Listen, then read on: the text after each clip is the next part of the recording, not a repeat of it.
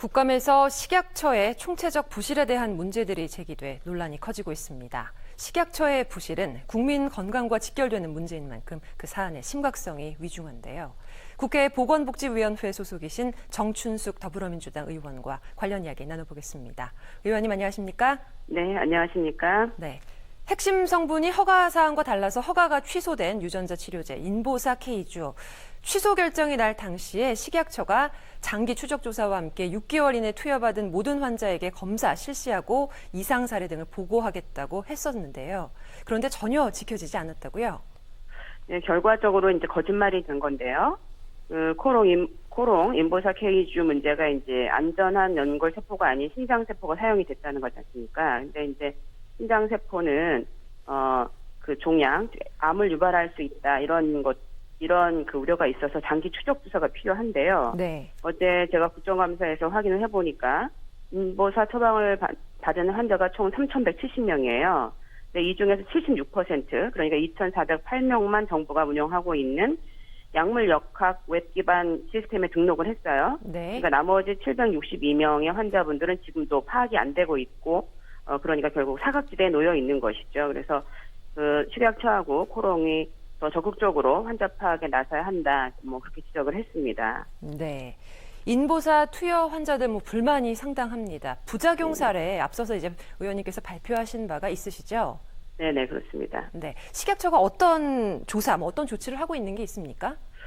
지금 이제 인보사 K주의 그 부작용 사례를 좀 보면 2014년부터 올해 이제 8월까지 329건이 이제 보고가 됐는데요. 네. 그 가운데서 종양 관련 보고가 8건이나 됐어요. 그래서 물론 인과관계를 정확하게 역학조사를 통해서 발표해야지 되는데, 간단히 보면 위암종, 또 췌장암, 또 간 신생물성, 그 악성 자궁 내막 신생물, 2차 암종 이런 보고가 있어요. 그런데 이제 문제는 이게 역학조사를 제대로 하질 않았다는 겁니다. 그래서 제가 어제도 국정감사를 통해서 문제를 제기를 했고, 네. 그래서 식약처가 좀 늦기는 했지만 전반적으로 재검증을 하겠다 이렇게 얘기를 하고 있어서 일단은 그 결과가 나올 때까지 좀 자세히 더 지켜봐야 될 것 같습니다. 네, 국민의 안전 문제에 너무 안이한 태도가 아닐까 싶은데 문제 심각합니다. 식약처 왜 이렇게 어떤 이유로 이렇게 사태 방치하고 있습니까? 일단은 이제 식약처도 노력을 하고는 있는데 일단은 이 인보사 가 비급여입니다. 그렇기 때문에 정부 통계에 잡히지를 않고요. 그래서 코롱하고 의료기관 협조가 절대적으로 필요한데 현재 그 코롱 측이 식약처하고 그 허가 취소에 대해서 소송을 진행을 하고 있거든요. 네. 그래서 좀 더 유기적인 협조 관계가 이루어지지 않는 게 아니냐 이런 부분도 있고 또 환자들이 고령인 경우가 굉장히 많이 있어서 더 파악이 되지 않는 점도 있는 것 같습니다. 그래서 이거는 식약처에게 면죄부를 주는 건 아니고 네. 대기업인 코롱이 좀 더 기업 윤리 차원에서 적극적으로 나서야 한다고 생각을 합니다. 자, 거기다가 인보사 허가 과정도 이제 문제로 지적이 됐는데요. 네, 이 허가가 그렇죠. 된 날이 식약처장 이제 퇴임 날이 허가가 됐다고요? 네, 그렇습니다. 이 인보사가 허가가 결정된 날이 2017년 7월 12일이었어요.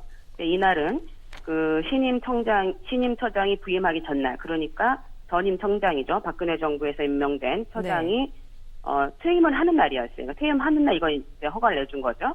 그래서 허가 결정 과정, 그 결정 과정을 보면 담당자가 기한을 7월 12일 오후 5시 33분에 했고, 그 다음에 연구관이 검토를 같은 날 6시 23분, 그 다음 날, 허가가 난 7월 12일 날 오전 8시 24분, 네. 그 다음에 부장이 결정이 된 게 8시 40분이에요. 그러니까 결과적으로 다 이게 근무 시간 외의 시간에 진행을 한 건데 이런 경우는 굉장히 이례적이라고 얘기를 합니다.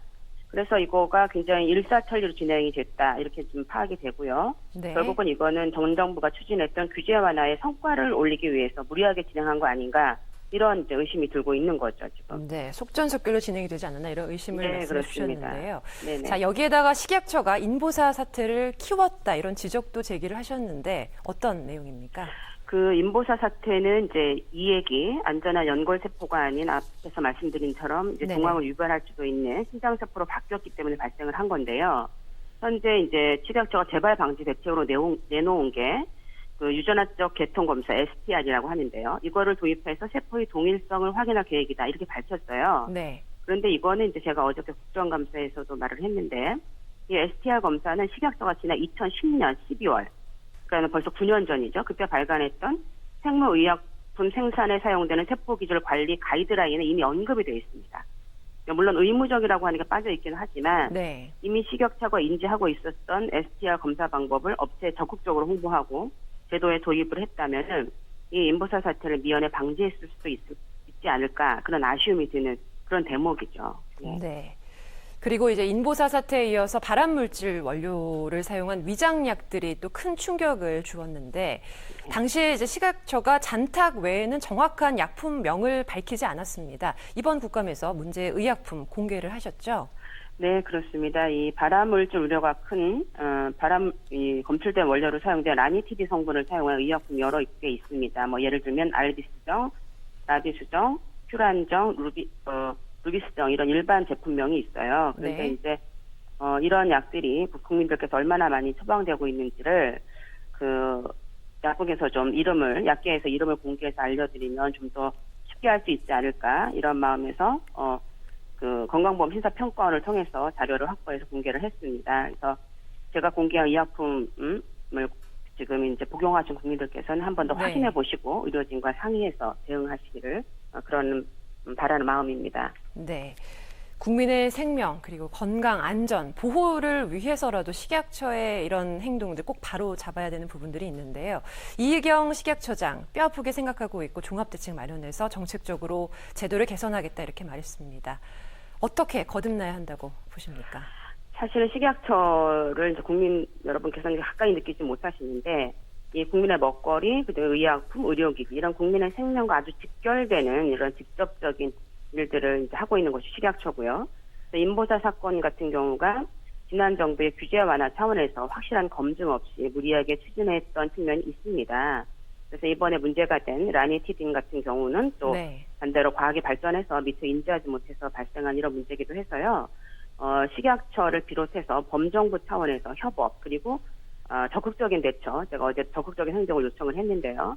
이런 게 정말 필요하다, 이렇게 보고 있습니다. 네, 알겠습니다. 의원님께서도 앞으로 애써주시기 바랍니다. 네, 감사합니다. 네, 오늘 말씀 여기까지 듣겠습니다. 지금까지 정춘숙 더불어민주당 의원과 말씀 나눴습니다.